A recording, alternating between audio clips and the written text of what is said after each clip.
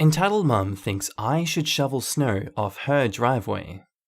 So I've been lurking in the subreddit for a long time, but never had anything to share. My time has come. First of all, backstory. Sorry it's a little long. Today it snowed quite a bit in my city.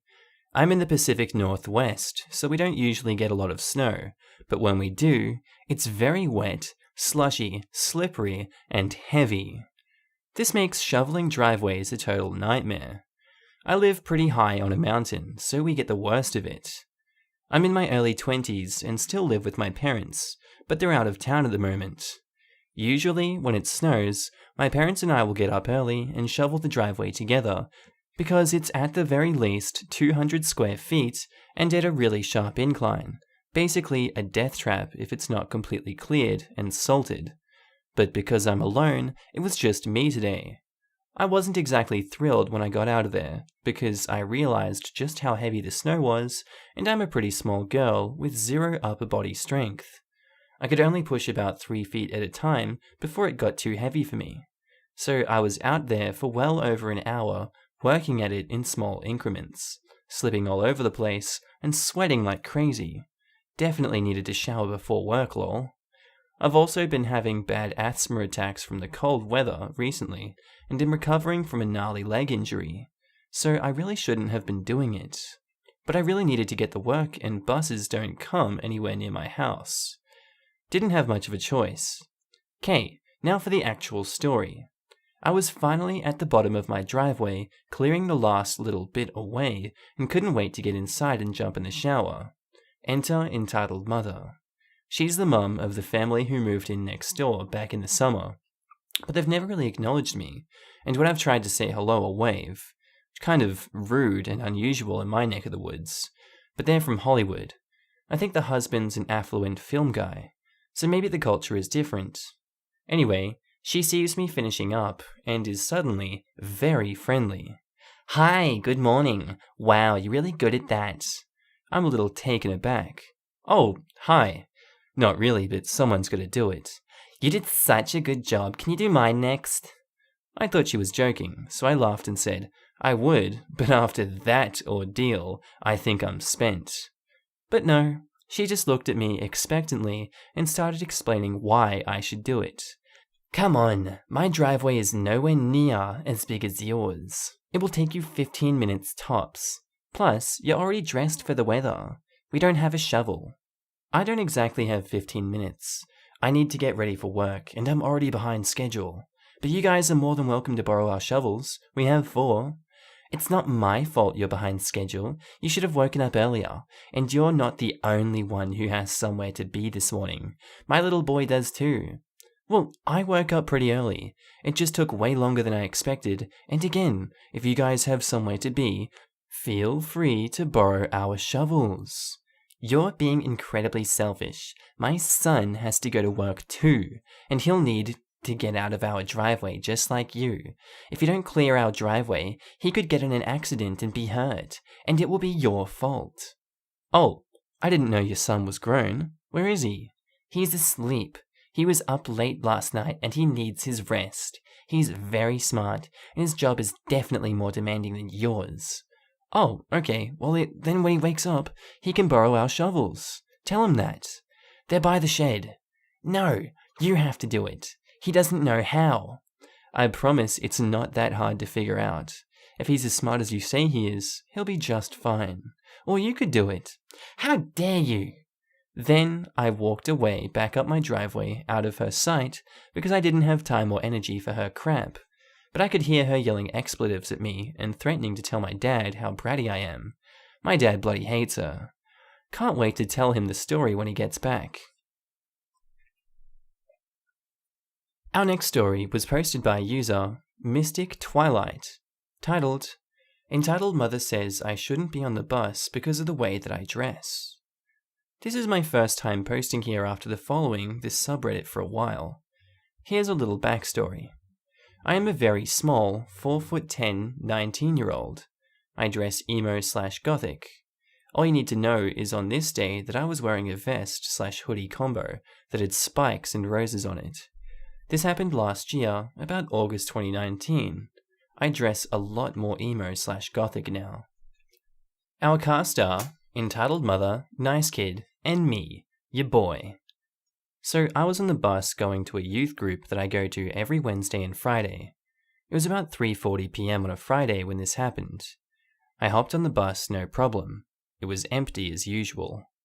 I sat at the front of the bus listening to music on my phone. Everything was fine until the next stop, the stop after the one that I got on at. Cue Entitled Mother and her kid. The kid was around 5. He hopped on the bus before his mother. The nice kid says, "Nice jacket," and I say, "Thank you." The kid then runs down the bus and stands around in the walkway.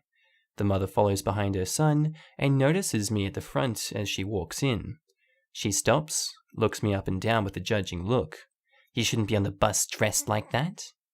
I'm not sure how to respond. What? You'll scare the kids dressed like that? Now, I babysit for a living, and kids love this sort of thing, and I'm probably the least threatening person you'll ever see. As I said, I'm super small. I go silent, but the entitled mother doesn't back off. "You should at least sit in the back of the bus where the kids can't see you." Her son starts running amok, running up and down the walkway and laughing. The entitled mother hears his laugh. "See? You made my child cry because of your jacket." I really didn't. Your son says he likes my jacket." The entitled mother still did not back off. What she said next made me lose my crap. "And anyway, that's no way for young ladies to dress. That outfit isn't very ladylike." "How dare you fudging tell me how to dress? Don't ever say that. I'm not fudging ladylike. You have no right to tell me what to wear and what not to wear. Now frick off." Admittedly, I could have handled this better, but I was ticked off. The entitled mother looked dumbfounded, grabbed her kid, and got off at the next stop possible. Our next story was posted by a user, Caesar is a dork, titled, "Woman assumes I'm a teen mother when I'm looking after my niece. I shut her down." So my cousin is in town for Christmas/New Year's, and she has the most adorable little girl. My cousin is in her 20s and married. She still has a few more days until she leaves, so she asked me if I wanted to spend more time with her and my niece by inviting me to a kids' museum/play place. Her husband couldn't come because he wanted to do some work. Our cast are me, 17 female, my cousin, niece/L, who's my niece that's 1.5 years old, EM, duh. K is the entitled mother's 13/14-year-old daughter, and K2 is entitled mother's 2-year-old son. It's almost lunchtime, so my cousin goes to order some food for us. My niece isn't very good in lines or at waiting in general, so she and I head over to this toddler's play area to pass the time. She immediately goes to the slide, and I follow. I start to help her walk up the stairs to the slide. At this point, entitled mother and her family walked over because kid 2 wanted to go on the slide as well. Entitled mother takes one look at me and my niece and says this: "Kid, this is what happens when you aren't responsible. You end up like her," gesturing to me, "a single teen mum. You won't be able to go to college because of the kid, and then your dating life will be in the dumps because of the kid. I wouldn't want to be her." I really wanted to say something, but I wanted to listen to what the kid had to say. L is finally ready to slide, so I go around to wait at the bottom to catch her. And this K says, "Mum, are you sure that she's a mum?" "Yes, I'm sure because this is practically a kid's space. Why else would she be here? And also, they're the only Chinese people here. I'm actually Korean as mentioned in my earlier Reddit posts." My niece finally comes down the slide, and I catch her. I really hoped that she would be interested in playing somewhere else, but nope. She toddles around to wait to climb up the steps of the slide. She signs, my cousin taught her baby sign language, that she wants water, and I say, "Mummy will give you water soon. We still have to wait," in Korean, because Elle has mainly been talked to in Korean and understands it better. Entitled mother scoffs at this as well and says, "Well, of course she's a frickin' illegal too," and in a condescending tone, "She ran all the way here because life in those Asian countries is not the best." As kid 2 went down the slide, entitled mother kept looking at me in disgust, and kid 1 looked at me sympathetically. I sigh because I really can't keep my mouth shut in situations like these. First of all, this is my niece. I'm here because it would be irresponsible to let her play by herself here, and her mum, my cousin, is ordering lunch for us. I help my niece up the last step of the slide and run to the end of the slide to catch her again. Second of all, single teen mums can make it work. I've seen news stories of some who did manage to go to college, and there are many others who couldn't but are thriving now. Third of all, I was born and raised here. I am talking to my niece in Korean because she understands Korean better than English. I catch Elle after she slides down and put her on my hip. I see my cousin waving me over to come and eat. I have also been accepted into a few colleges already, so please don't assume things about people just by first glance. My niece waving and pointing at my cousin. Ma! Ma ma ma ma ma! She was actually saying Korean words, which is her word for food, but Entitled Mother took it as her saying mama, which worked too. Me, in that one voice that most of us uses with babies and animals. I know, that's mama, let's go. My niece is kicking her legs to be let down, so I put her on the ground and she toddles over to my cousin. And like I mentioned earlier, my cousin is older than me and my niece looks just like her, so there was no doubt who was actually her mum. In the time that this mother or older sister wasn't paying attention to him, K2 managed to start eating handfuls of dirt and wood chips. Oh, and I would also pay attention to your own kid instead of criticizing and mocking someone else. I know that I will never be as amazing as shutting a person down ever again. I then went and had a delightful lunch as I told my cousin about what had just happened. We both laughed, and Entitled Mother kept shooting us dirty glances as we ate. But whatever. I feel bad for Kid because she didn't seem to be entitled, and I hope that she turns out differently than her mother. I feel bad for Kid too because, well, ew, splinters and germs.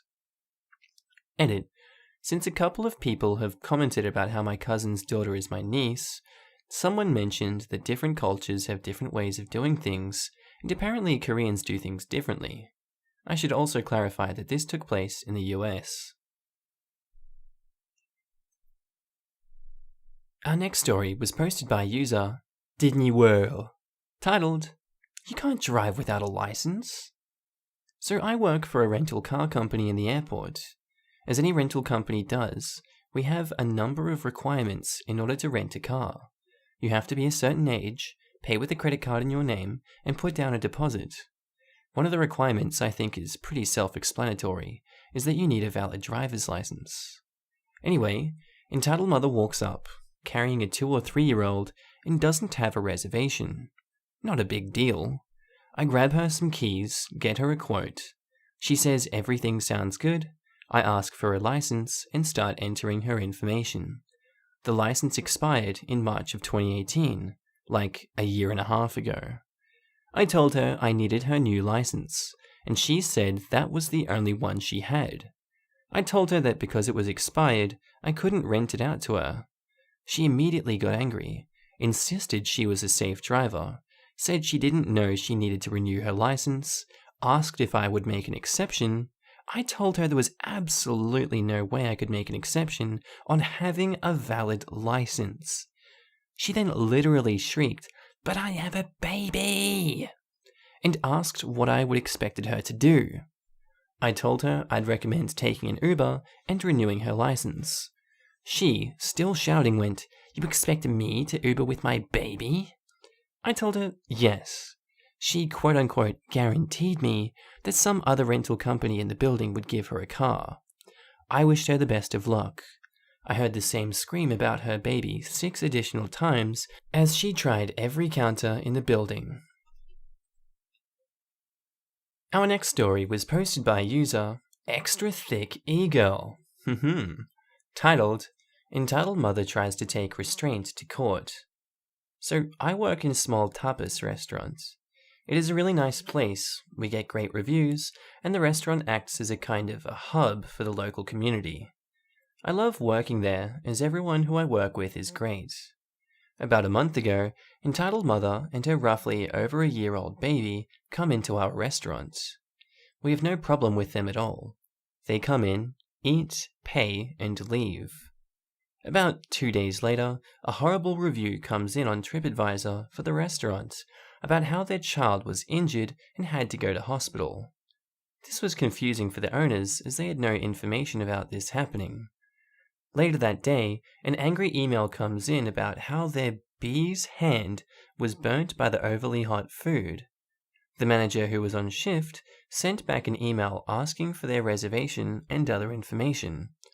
Entitled Mother did just that, but then stated that if she doesn't receive compensation, she will sue us. Our manager pulls up the security footage from the time that they said that it happened.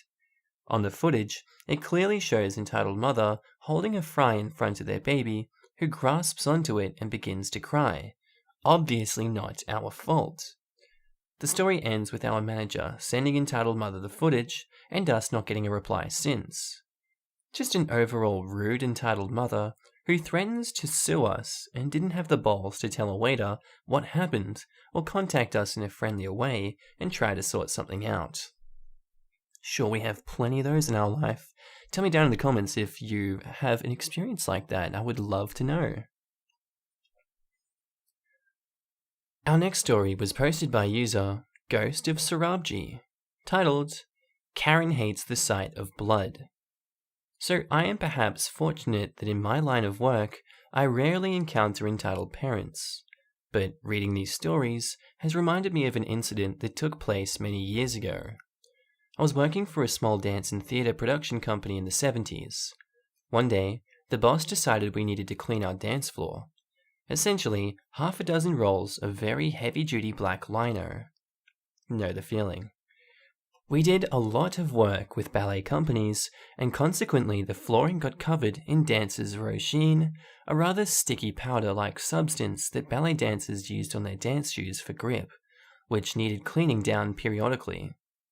The quickest way we found to do this was to haul the whole shebang down to the local foreshore along the Thames, roll it out into the water, and then give it a good going over with a stiff bristled broom. Worked a treat and would only take 20 minutes. On this day, it was extremely cold, so I elected to get into my wetsuit as I'd have to walk one end of the roll out into the river, and I didn't fancy freezing my ass off standing in the old Father Thames. Okay guys, this is just a warning. I've just read ahead. If you want to skip this story, just skip ahead like 2 or 3 minutes, because this gets kind of a bit bad. Anyway, as I walked out the third roll, I felt a rather odd sensation in my right foot. Something was clearly off, so I walked back up onto the foreshore. It felt like the ball of my foot was flapping about, as if somehow it had been disconnected from the rest of my foot. Stepping out of the water, I saw that my foot was bleeding like a stuck pig.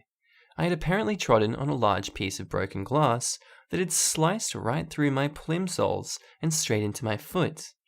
Aghast, my boss rapidly wrangled the floor section we'd been clearing into the van, and we head off post-haste for the nearest accident and emergency center. 10 minutes later, I'm sat on a chair in the very busy waiting room, still in my wetsuit, with a sweatshirt tightly wrapped around my foot, while the boss checks me in. I'm still losing blood like it's going out of fashion. Obviously, I've sliced into some major blood vessels, and there's a pool of blood accumulating on the floor despite the temporary bandage. As you might imagine, I'm also starting to feel rather faint and very out of sorts. God, this is so British. It was at this juncture that Karen manifested in all of her glory. Sat almost opposite was, as I have subsequently discovered, a stereotypical Karen, sporting a coiffure of indeterminate provenance and an expression like she'd consumed enough lemons to populate the glasses of every single gin and tonic drinker in the country. Sat with her was glum-looking 9-year-old. "Excuse me, would you mind not bleeding all over the floor in front of my son? It's making him feel sick." "Seriously, mate?" Despite my weakened state, I felt affronted. "What would you like me to do? Go and find a needle and thread and sew it up myself?" Remarkably, the lemon-sucking expression intensified. "Why don't you sit somewhere else?" It was at this point that decorum departed for sunnier climes. I gave her both barrels at close range and at a high volume. "Why don't you... Why don't you frick off and sit somewhere else if it bothers you so much? You can clearly see that walking around with a severely gashed foot is going to be something of a problem for me. You, on the other hand, seem to be perfectly capable of getting up off your fat ass with minimal effort. If you're that bothered, frick off somewhere else. If looks could kill, I would have died on the spot, but I continued to stare her down.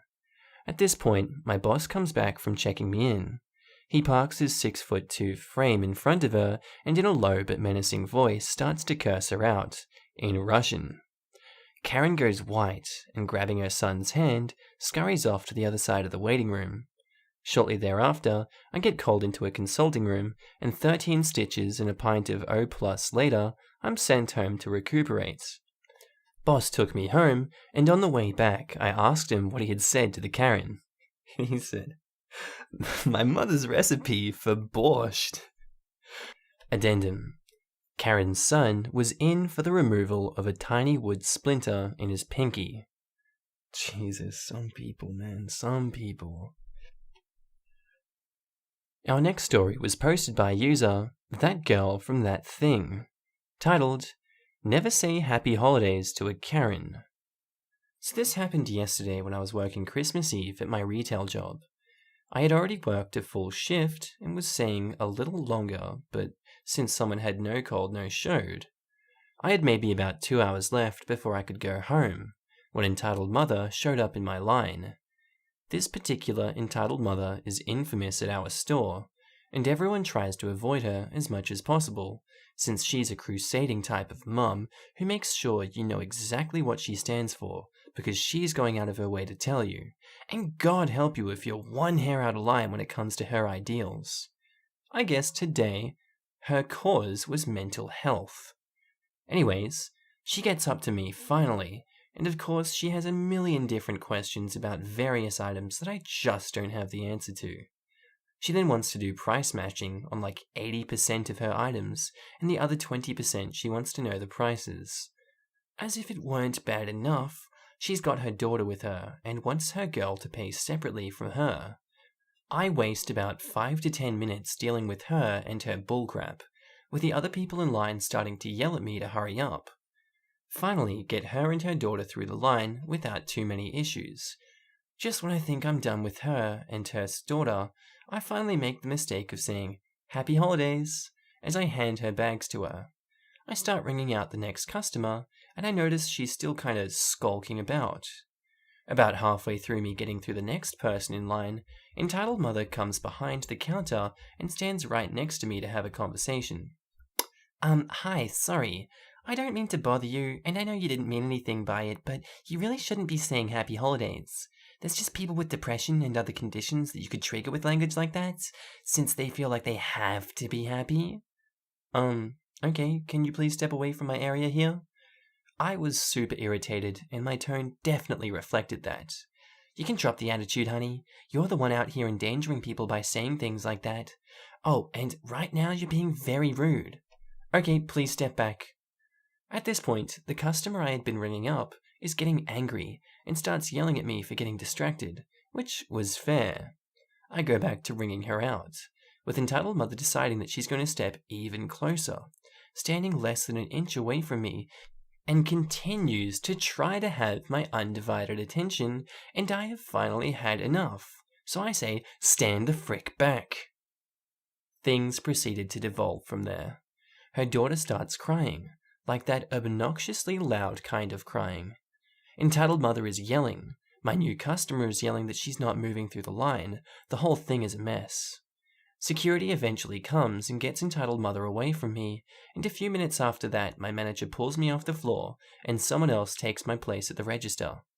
To make a long story short, my manager wants me to apologize to Entitled Mother. I told him that I wouldn't, and he ended up sending me home about an hour early as a result. I don't know if I'm fired or not, but so far I'm still on the schedule for tomorrow. So hopefully the worst I have waiting for me is a stern talking to when I come back. Update. Didn't get fired. Got written up. Told my behavior was unacceptable. If it happens again I'm fired, etc.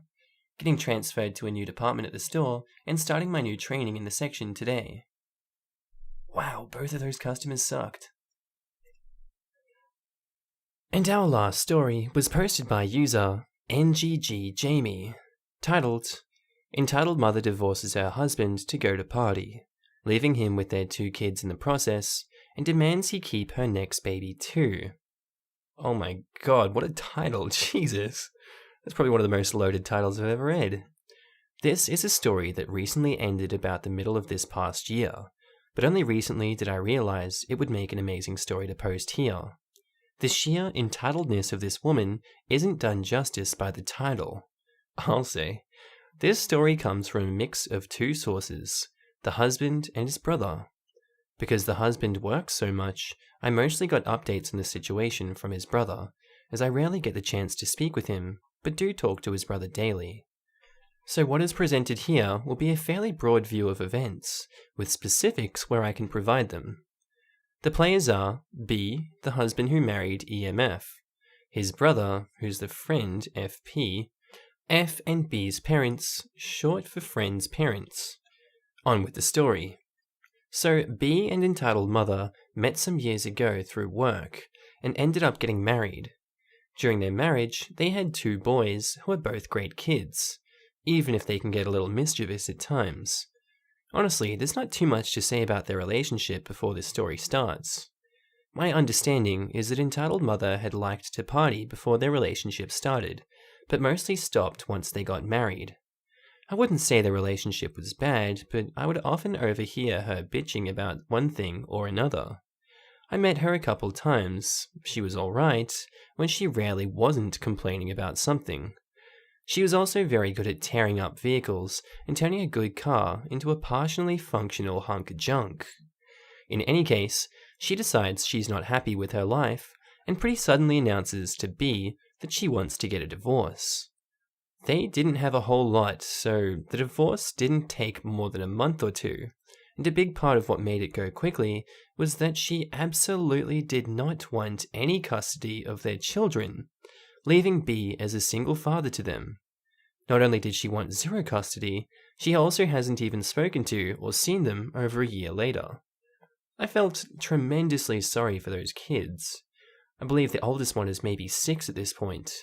She also paid exactly $0 in child support since the divorce, despite owing it. But that's only the bready, spongy part of this entitlement cake. This gets worse. And to the actual reason why I felt this should go here. Right away, after the divorce was final, entitled mother moved roughly 2 states away. Given that this story originates in the lower portions of Texas, 2 states away is a very long way away. In this case, about a 13 hours drive. She basically cut communication at this point, and nobody hears much from her until a few months later. As it happened, she got pregnant during a sexual encounter she had at one of her parties, but she wasn't about to take on responsibility for herself. Oh no. She contacts her ex-husband and his parents out of the blue to inform them.